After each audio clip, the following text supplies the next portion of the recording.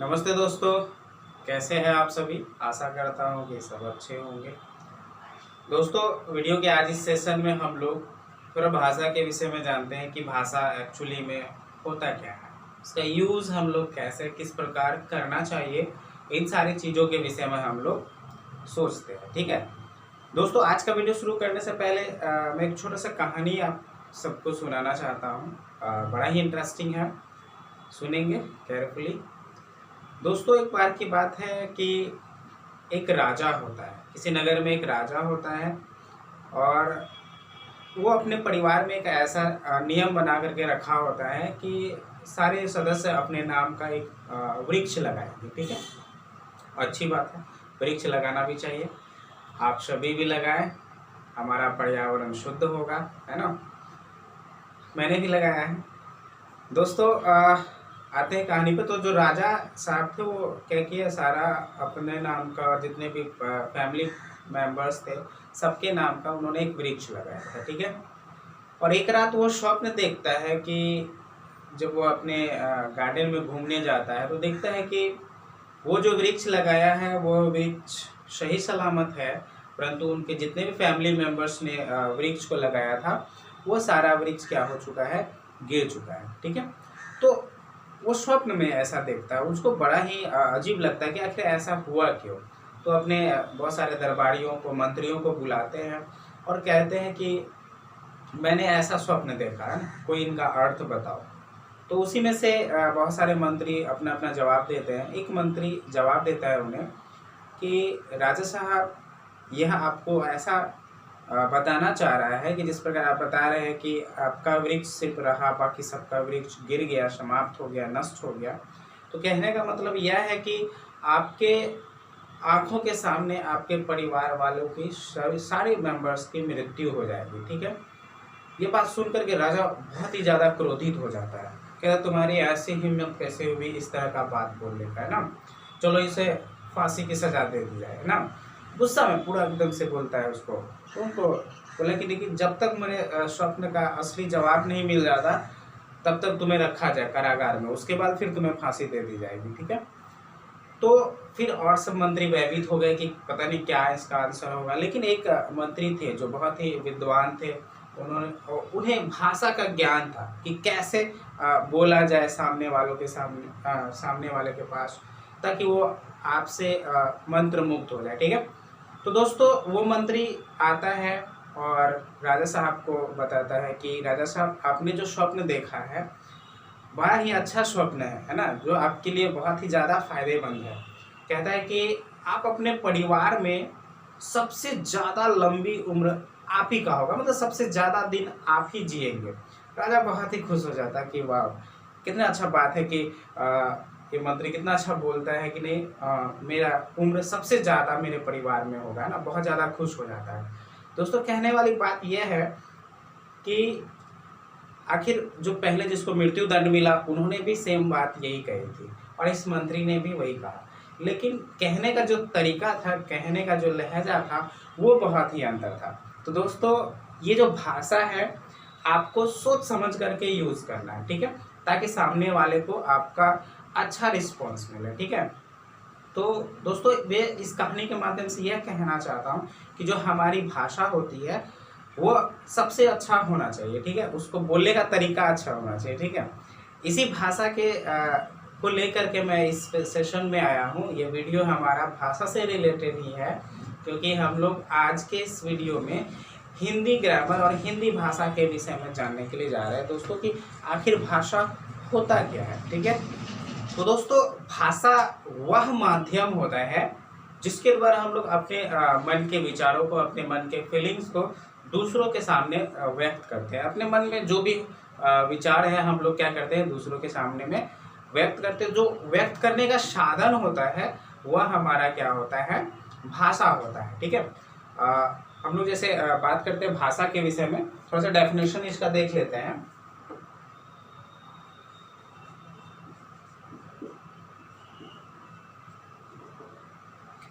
जो भाषा होती है, भाषा वह साधन है जिसके द्वारा मनुष्य बोलकर, लिखकर, पढ़कर व सुनकर अपने विचारों तथा भावों का आदान प्रदान करते हैं। ठीक है दोस्तों, कहने का मतलब जो अपने मन के विचार है, अपने मन के जो भाव है, उनको जो हम लोग आदान प्रदान करते हैं, वो साधन हमारा क्या हो जाता है, भाषा होता है। तो दोस्तों ये जो भाषा है संस्कृत के भाष धातु से आया। किस धातु से? भाष धातु से आया है, जिसका अर्थ होता है बोलना। जिसका अर्थ क्या होता है? बोलना। तो दोस्तों ये जो भाषा हम लोग आदान प्रदान करते हैं, हमारा जो आदान प्रदान करने का तरीका होता है, हमारा बहुत सारा तरीका होता है। हम बोल करके सामने वाले को अपना एक्सप्रेशन दे देते हैं। ठीक है, और कभी कभी हम लोग जब बोल नहीं पाते हैं दोस्तों, हमारा तरीका क्या होता है किसी दूसरे को बताने का, कि हम लोग लिख करके यूज़ करते हैं। ठीक है दोस्तों, बचपन में हम लोग जब हमारा जब स्कूल लाइफ था, हम लोग बहुत सारे फ्रेंड्स थे, बहुत मस्ती किया करते थे। ठीक है, तो उस समय दोस्तों क्या होता था कि जब बच्चे थे तो शरारतें भी बहुत ज़्यादा हुआ करती थी। ठीक है, तो जब कभी हम लोगों को अपने मन के फीलिंग्स समवन स्पेशल, जब किसी स्पेशल को बताना होता था, हम लोगों का हिम्मत नहीं होता था कि सामने जाकर के उनको बोल दिया जाए कि हाँ ऐसा वैसा मैं तुम्हें पसंद करता हूँ, इस तरह वाली बात है ना। तो हम लोग क्या करते थे, छोटा सा पेपर में लिख करके, है ना,